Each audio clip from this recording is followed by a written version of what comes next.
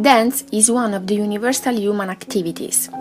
It is interwoven in every culture of the world in so many different forms that it is difficult to give an exhaustive definition. It is the first artistic expression of the psychological plan for humankind because it uses the body as a way of expression. Dance is an integrant part of rituals, a prayer form, a moment of aggregation in folk parties and for people in general. During the centuries, it has always been the mirror of society, thought, and human behavior. Therefore, it can have different meanings and functions according to civilizations and circumstances in which it is practiced. In all ages and all over the world, it has accompanied all of the great personal and social moments in a person's life. It has been the vehicle of several states of mind, as the exaltation of victory in a war or falling in love. In funeral services, it has been a representation of mourning. In religious services, a representation of divine contact. However, that which dance emphasizes in mankind is its deep psychological meaning that is influenced by historical ages and those particular cultures in which it was born. An example is the tango. The tango was born around the second half of the 19th century. One can say that it all began when millions of people coming from different places of the world, lost, disorientated, escaping from wars, poverty and famine, landed in Rio de la Plata's South American ports, looking for a better life in a region whose name was already a promise, Argentine.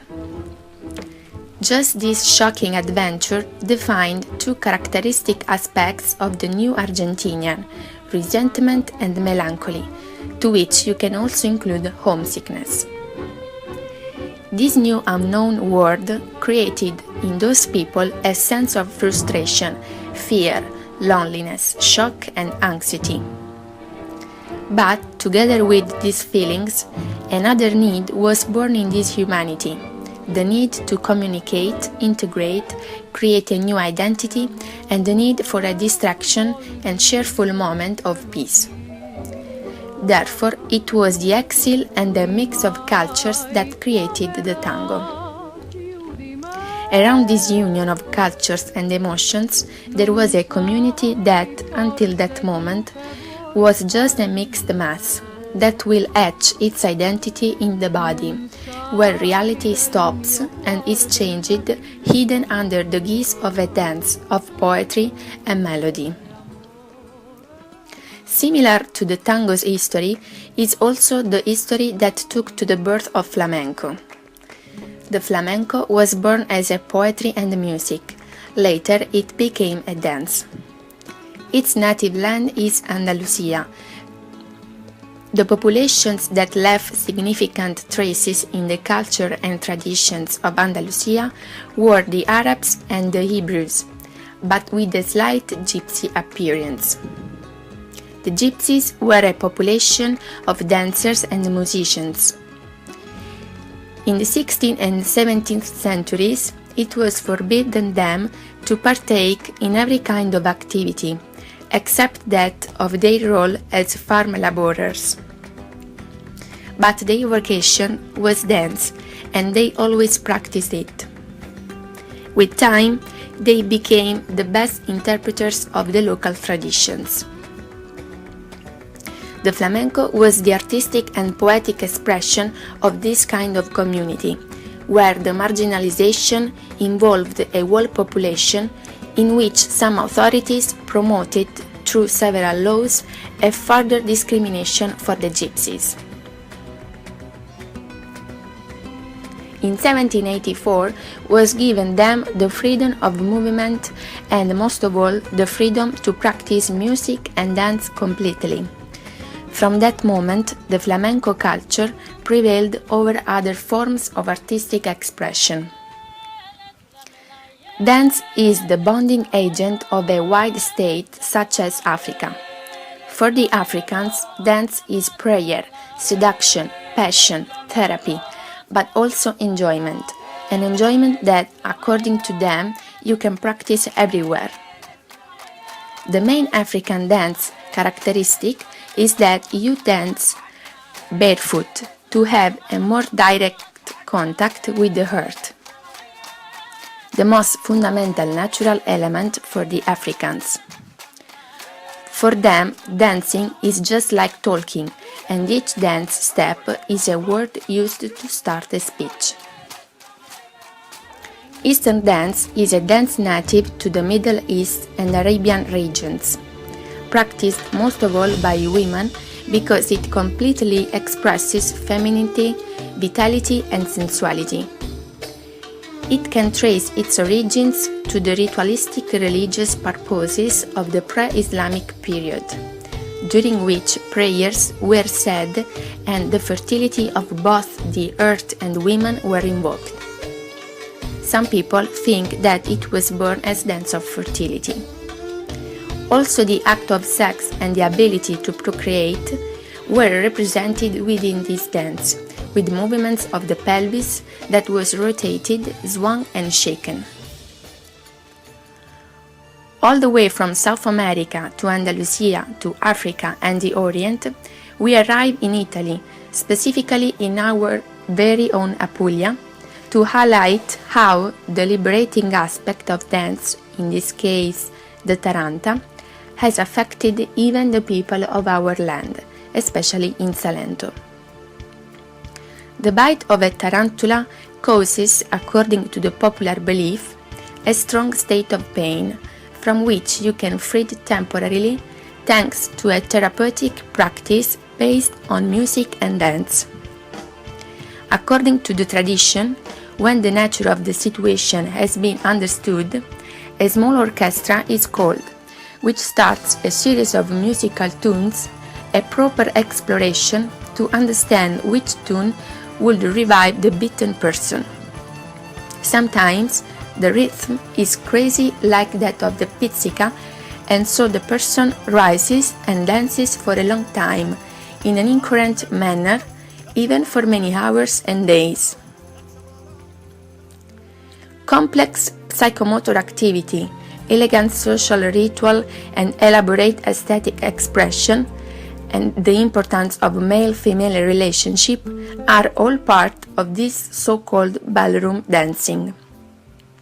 For example, the waltz is the first official dance in which the couple dances closely and therefore encourages the beginning and the expression of a romantic and sentimental love.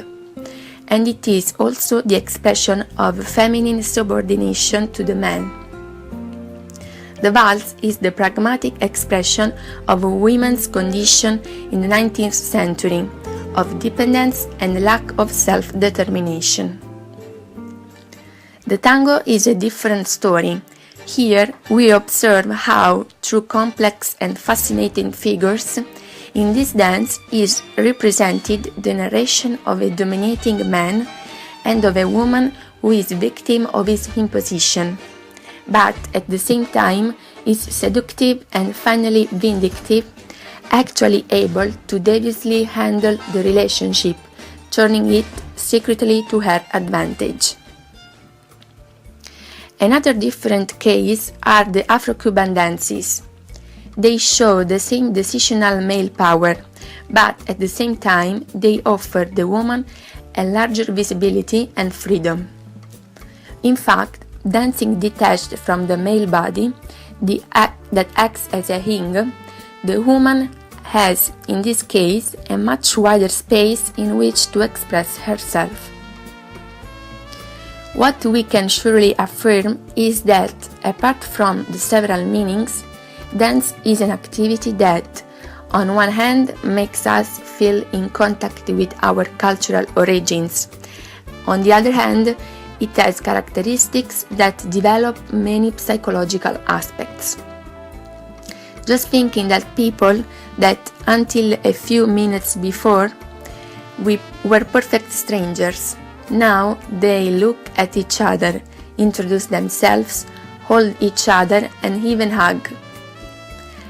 And it will never be the same again, because the fact of having danced even just one time will have offered us to exchange and build a powerful theater of a relationship, an emotional and aesthetic exchange beyond comparisons.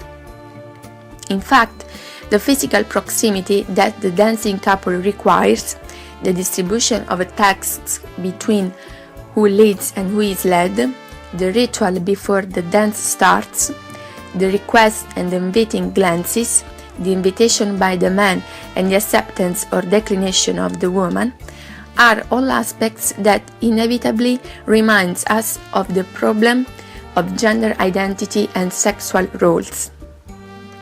For a man, the simple action of crossing the ballroom to invite the woman to dance requires courage and resourcefulness, and a good deal of competition with the male dancers who are probably much better and faster at inviting a woman to dance.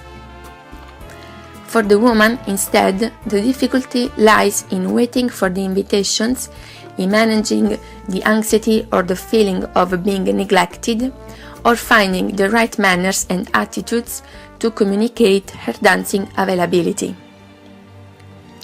But dance is also a representation in a wider dance, because anyone can project their own states of mind in a very consistent way towards one's way of being, towards one's own affective and sentimental needs or aesthetic and expressive necessities. Concluding, our existence on the earth is inescapable within our bodies. In this context, dance, with its gestural expressiveness, becomes a language through which we can express our emotions without using words, but simply with music, and it is becoming more and more therapeutic and liberating. The person who dances creates a special tie between the own body and soul, using only the movement language. Dance is love, body, style, music, and emotions, considered as a whole, a mix of sentiments that involves and excites. Dance is simply a pure poetry.